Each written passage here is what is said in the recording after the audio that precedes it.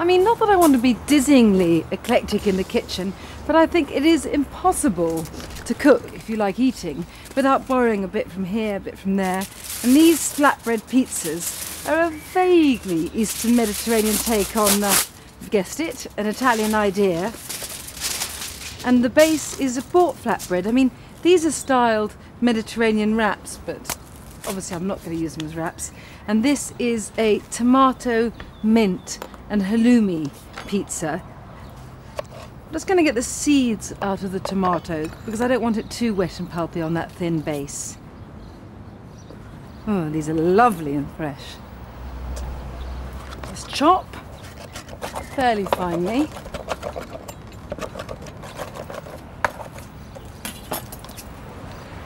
And just smooth these now pulpy tomatoes over the flatbread.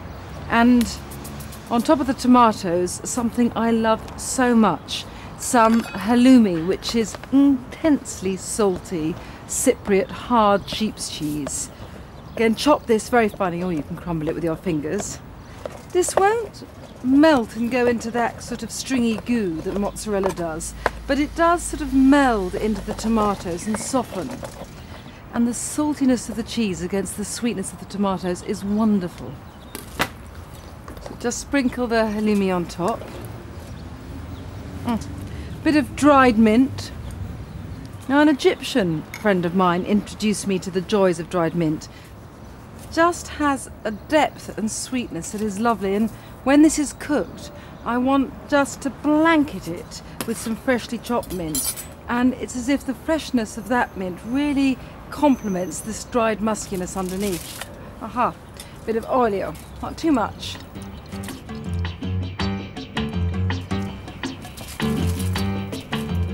Just drop it on the barbecue. It won't take very long. You just want that thin base to crispen a little bit more and the cheese just soften a little in the heat. As you can imagine, these flatbread pizzas lend themselves to pretty well any kind of elaboration or topping you want. And this is a chili and coriander pizza with some ground coriander, lovely, sort of intensely, deeply grassy. And pour in a bit of oil, and just as the mint, halloumi and tomato pizza is sort of partnered by some fresh mint at the end, so this has to have a really lovely leafy covering of fresh coriander once it comes off the barbecue. It works so well pairing the sort of scorched, nutty spiciness of the ground dried herb with the final smattering of the fresh. These aren't thick, wodgy pizzas. I mean, there's something a bit poppadom-like almost about their base. Okay, so on with this. And finally, something I really love, such an easy thing to do, a za'atar flatbread. Now, za'atar is a bought Middle Eastern spice blend. It's a mixture of wild thyme, sesame seeds and ground sumac. All I'm going to do, so you can see how easy it is mix that. The bit of oil, bit of brushwork I'm in the mood for. Let's brush this on.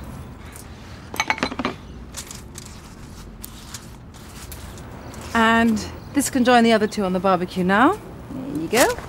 And it's really just a question of cooking until that thin base is even crisper and everything is beginning to ooze in and melt slightly, and the best eaten, I think, just cut into spindly wedges with, I don't know, a drink before dinner or lunch. I'm going to put this on just for a minute just to speed up the process because I'm too impatient, and start chopping my herbs to go over the pizzas when they come off the barbecue.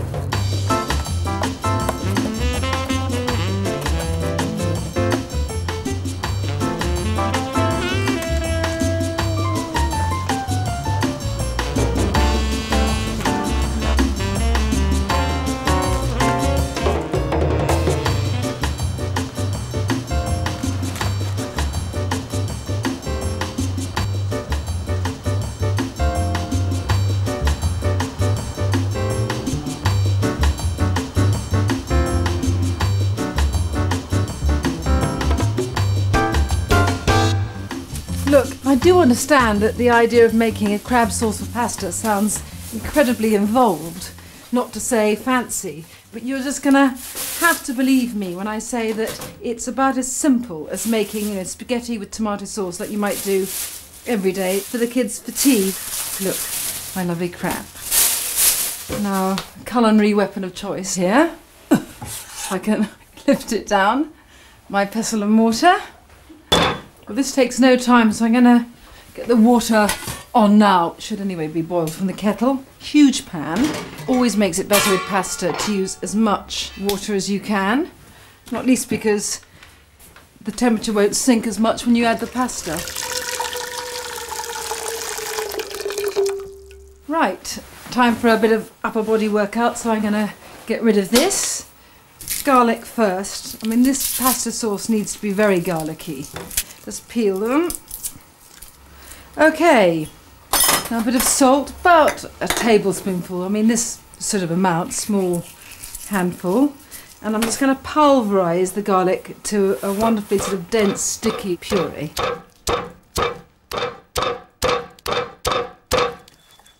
Right, so I've got the wonderful sort of deep heat of the garlic, and now I want the sort of fiery spikiness of some red chilli in the... I don't know whether this is the pestle or this is the mortar. I'm presuming that this is the mortar and this is the pestle.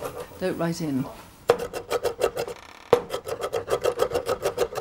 Okay, in they go, and these wonderful sort of clumps of red are going to be pounded to a sort of coral sunset paste.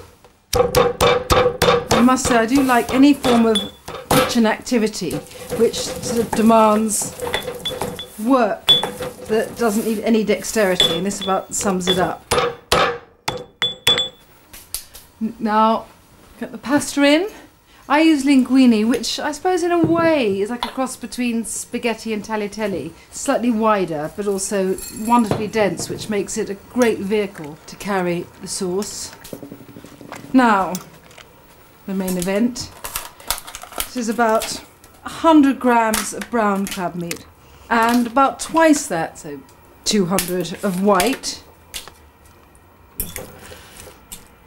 Okay, just fork through, and now some olive oil, about 125 millilitres. I find that easiest to use an American half cup measure.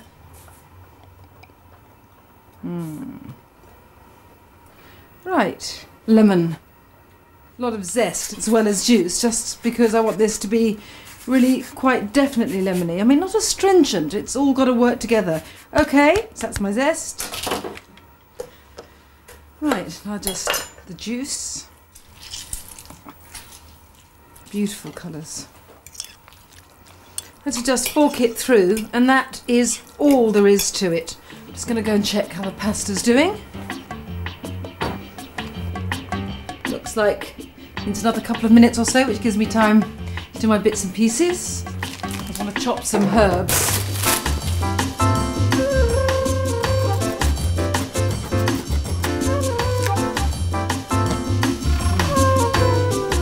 Now, I have to say, you don't need to use this crab as a sauce for pasta. It is really wonderful, just heaped on a plate and eaten with a pile of hot, hot brown toast. But then again, having recently released myself from a low carbohydrate diet, I find I can leave no loaf unturned, and any bread is really wonderful with this. I'm just going to have a quick rhapsodic dip. And that looks absolutely perfect. Just need to turn the heat off and drain and dress.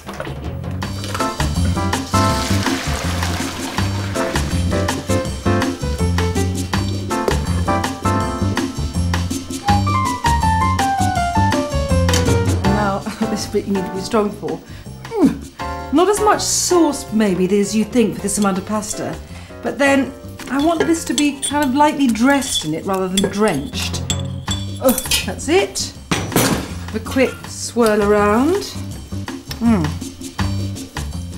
So lovely. Right, watercress and parsley. Scarcely wilt in the heat really. So beautiful when it's flecked with the green too.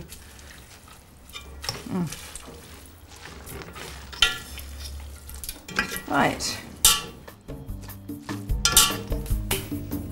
Can't wait.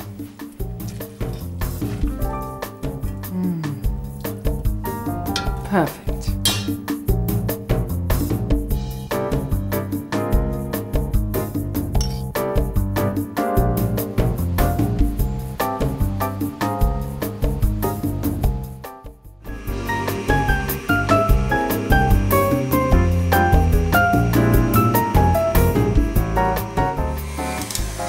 Before you start the Semifreddo, you need to whisk 300 millilitres of double cream. But I have to say they do sell it in cartons of 284, so I wouldn't worry about the missing 16 millilitres. It's a honey Semifreddo, so I get my honey in. 100 mils, good runny honey.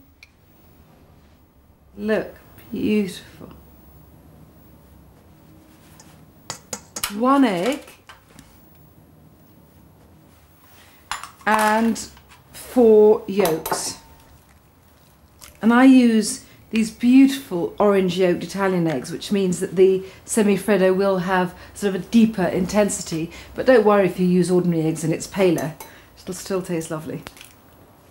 And last one.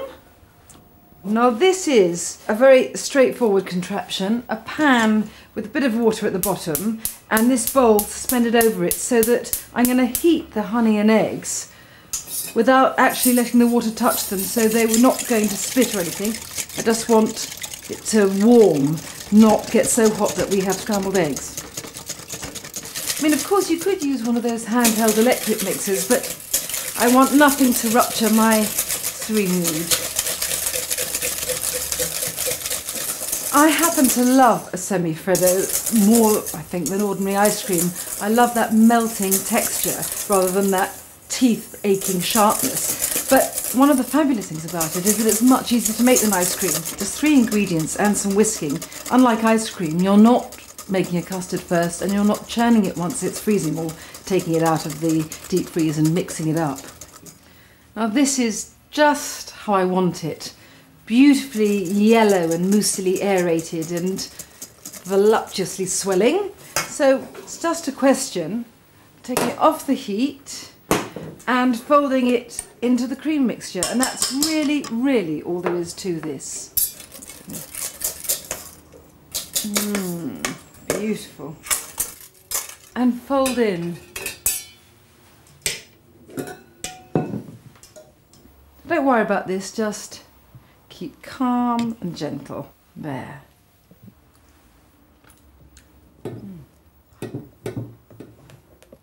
Now this is frozen in a loaf tin, not like an ice cream, but more like, I suppose, like a terrine, and already lined with cling film. And there it is in all its beautiful, pale, honeyed creaminess. Right, this just needs to be covered with a bit more cling film and then put in the deep freeze for about 3 hours till it's ready to serve. But if it makes your life easier, you can leave it in the freezer for up to 2 days.